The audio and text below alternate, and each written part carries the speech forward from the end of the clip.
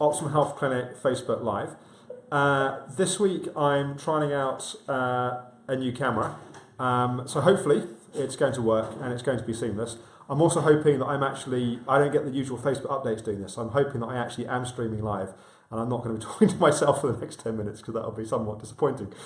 So this week I wanted to talk about some of the research that we're doing here at the Optimum Health Clinic and ways that you guys can get involved and you guys can support us. This is a pretty crucial time in the evolution development of the Optimum Health Clinic, and particularly our commitment towards doing research. As you may know, since 2013, the Optimum Health Clinic has been 100% owned by a registered charity. That means that 100% of any profits generated by the clinic go directly into supporting research. We don't run the clinic with profit being the primary motive, so we don't sit there in trustees meetings and look at how we can squeeze more profit out of what we're doing. We look at providing the best service that we can to the people that we support, and if there is profit that's generated and we have to make sure we're commercially viable, then that money goes directly towards the research program that we're doing. Because we're not run with profit as a primary motive, the resources that we generate isn't necessarily enough to fund the research we're doing, which is why you may see we do various fundraising activities to support the wider picture. We are also currently doing a very ambitious project.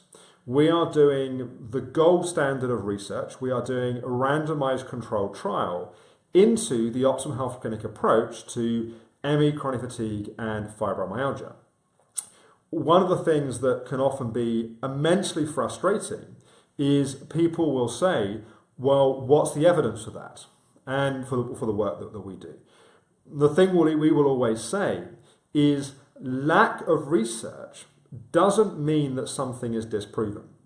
It means that the research hasn't been done. It often means the research hasn't been done to support that work. And with there being so much controversy in the world of ME, chronic fatigue, fibromyalgia, that impacts a number of things. And one of the things that it impacts is there is very little research funding made available. And I think you could go as far as to say the lack of investment in supporting those affected by this group of illnesses, I think probably looking back from the lens of a few decades in the future is going to be seen as virtually criminal. Nonetheless, that's the situation we find ourselves in. And because that research money is not there, it means if we want things to progress, we have to be the ones to do the work. We have to be the ones to support the process.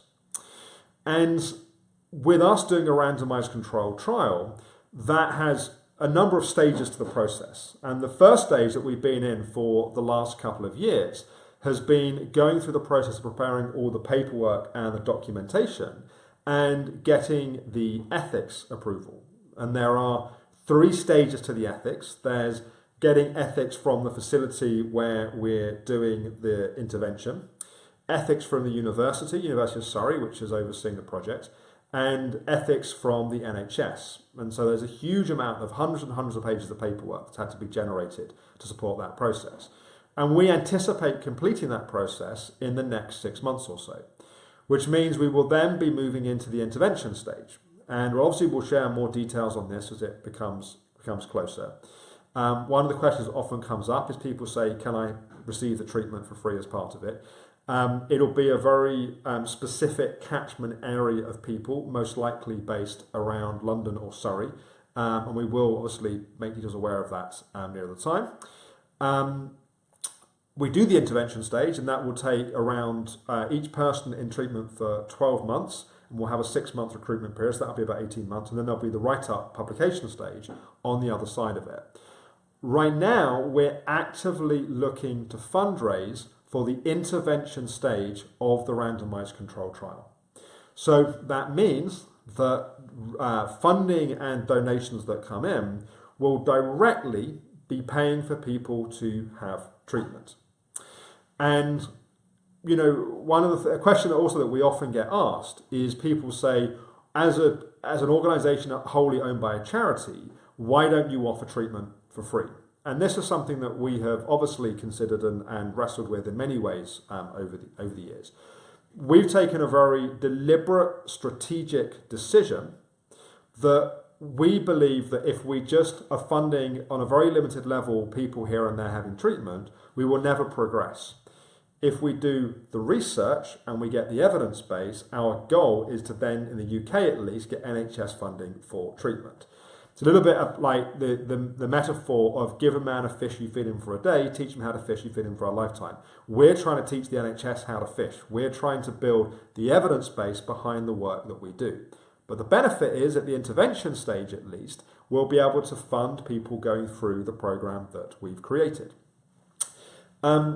You've seen over the last 3 months or so various fundraising projects by the team that work here at the Optimum Health Clinic. So you've seen Helen doing her walk to work each day, Nikki doing her 30 days of exercise, Glyn and Sandra together doing their triathlon, and I'm sure I will be forgetting a few bits, but you've seen various, until Gemma doing her morning of yoga and meditation. So, and there are various other things that you will see coming up. What we are actively asking for now and hoping that you, our community, those that ultimately we exist to support, what we're hoping is what you'll engage with is you yourselves looking at what you may be able to do to support our fundraising efforts. And of course, if you're able to donate to any of the campaigns that's happening, that's wonderful. But we're also really trying to inspire people to want to do their own fundraising projects. We have our lovely fundraising manager, Gemma, who is also a patient at the clinic and a student on our practitioner training program, who will help support and coordinate anything that you may be willing to do. We have suggestions at different things you can do at different stages of the recovery process. So be that, things that are very simple at a kind of low level of recovery at this point in time.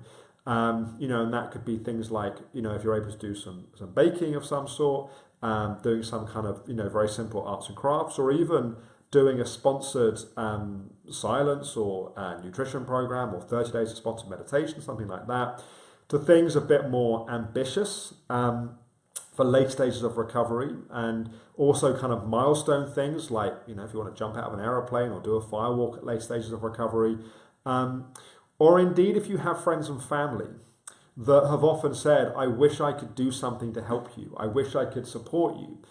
This is a great way for them to support the wider community. It's a great way for them to get engaged and get involved. And we really want to invite, inspire people to want to do that. I remember when I was going through my own recovery path from ME chronic fatigue, and one of the significant turning points, for better or for worse in some ways, because it's also a burden, but was the recognition that if I wanted the circumstances of my life to be different, then I was going to have to be different.